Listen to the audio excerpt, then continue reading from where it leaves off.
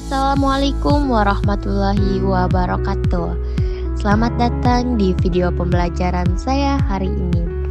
Saya Hafsani dari Prodi Pendidikan Sosiologi Angkatan 2024, Fakultas Ilmu Sosial dan Hukum, Universitas Negeri Makassar. Di sini saya akan membuat sebuah video pembelajaran yang dimana tentang model pembelajaran problem-based learning dengan metode snowball throwing. Nah, dalam pembelajaran ini, siswa akan diajak untuk memecahkan masalah secara kolaboratif dan kreatif. Metode snowball throwing akan membantu siswa untuk berpikir kritis dan mengembangkan kemampuan komunikasi mereka. Mari kita sama-sama menyimak penjelasan lebih lanjut tentang proses model pembelajaran problem-based learning dengan metode snowball throwing dan bagaimana kita dapat mengaplikasikannya dalam proses pembelajaran. Selamat menyaksikan.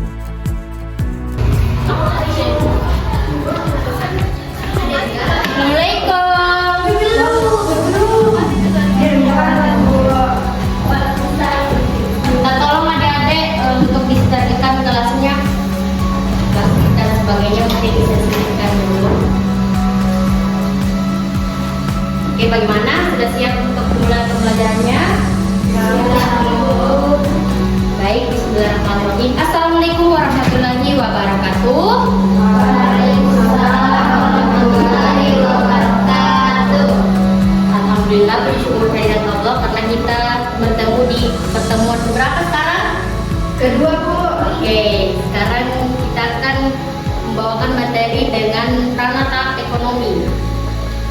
Mungkin bisa yang punya atau yang bawa buku modul atau buku apa mengenai sosiologi bisa dibuka materi tentang pranata ekonomi di halaman 139.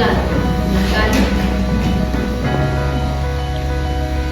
Baik, sebelum kita mulai pembelajaran, kita tolong ketua kelas untuk berdoa. Baik, sebelum memulai pembelajaran pada hari ini, sebaiknya kita membaca doa untuk kesejahteraan dan kaitan prestasi. Berdoa dimulai. Doa dimulai. Oke, terima kasih teman-teman sekalian. Jadi di sini Ibu akan menjelaskan mengenai pranata ekonomi. Jadi untuk tujuan pembelajaran kita hari ini ada 4. Yang pertama, kita wajib mengetahui apa pengertian pranata ekonomi secara keseluruhan.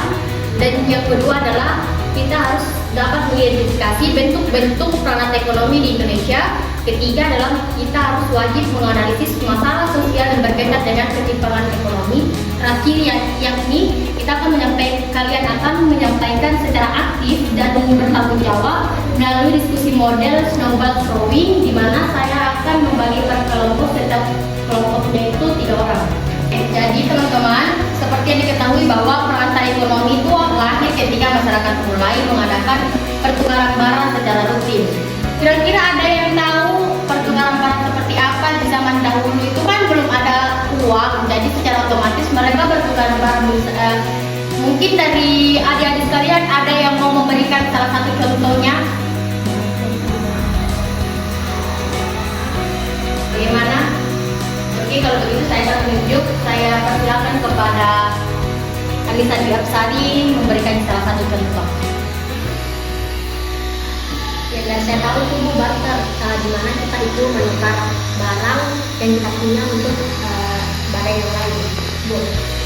Oke, baik, terima kasih. Berarti itu secara tidak langsung dia telah melakukan aktivitas jual beli, tapi dengan barternya tidak menggunakan uang, karena zaman dahulu itu belum ditemukan uang, tapi yang dilakukan adalah sistem barter, di mana misalkan ada pertukaran seorang petani menginginkan ikan, jadi dia ingin menukar barangnya dengan seorang nelayan ini dan sebagainya. Oke, selanjutnya saya ingin mendengarkan pendapat dari adik sekalian mengenai pranata ekonomi, karena tidak mungkin kalian masuk ke kelas tidak membaca atau membuka materi-materi tentang pranata ekonomi. Saya ingin 2 atau 1 orang saja yang menjelaskan mengenai pranata ekonomi. Bagaimana, ada yang ingin memberikan argumen atau pendapatnya? Saya, Bu.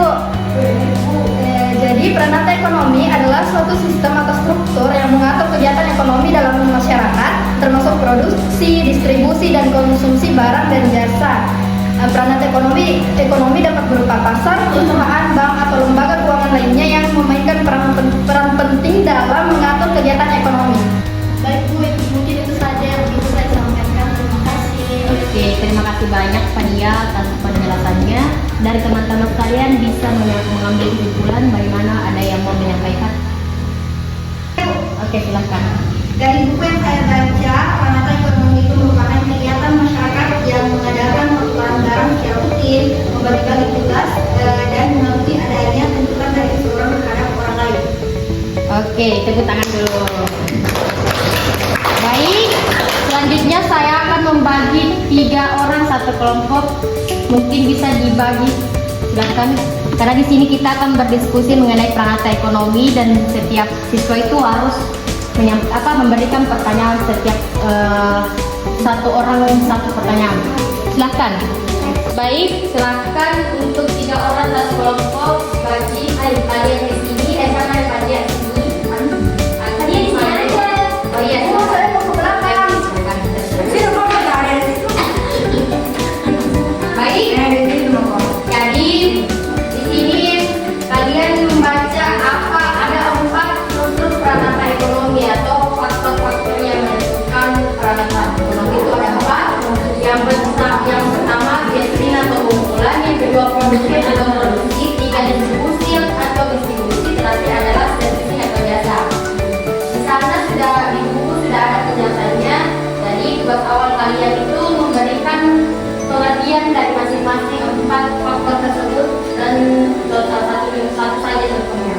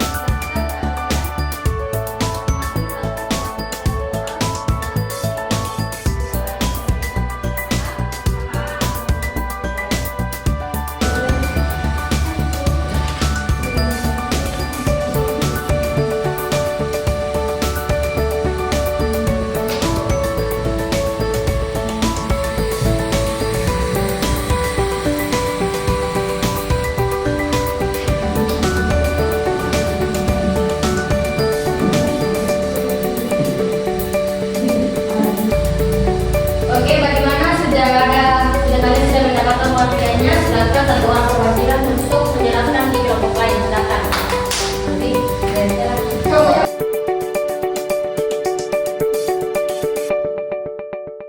Yaitu proses mengubah sumber daya alam menjadi barang-barang atau komoditi tertentu sehingga dapat digunakan oleh subsisten. Jadi contoh kegiatan gathering itu adalah berkumpul bersama, bermain game, makan bersama, atau melakukan aktivitas bahwa distribusi yaitu proses pembagian barang atau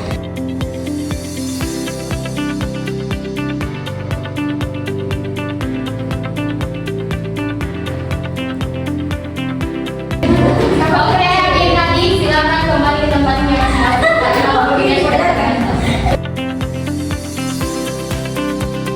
Karena kalian telah menyampaikan materi kalian sendiri dan sudah menjawab mengenai tugas awal dari yang saya berikan. Untuk dari itu, silakan teman-teman kembali ke tempatnya masing-masing.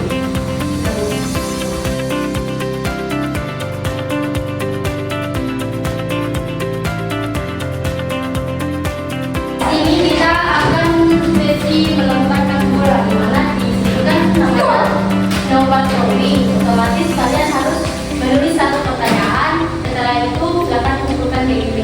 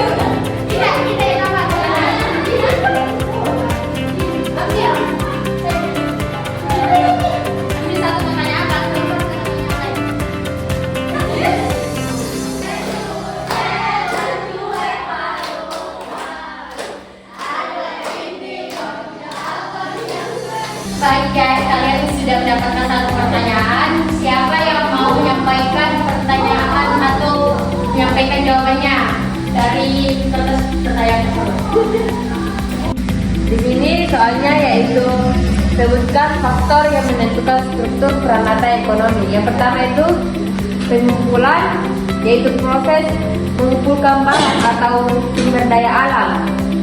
Yang kedua yaitu produksi, yaitu proses mengubah sumber daya alam menjadi barang-barang atau komoditi tertentu. Yang ketiga yaitu distribusi, yaitu proses pembagian barang atau komoditi. Yang keempat itu servicing atau jasa, yaitu organisasi dari elemen-elemen ekonomi yang tidak cukup dalam proses produksi. Terima kasih.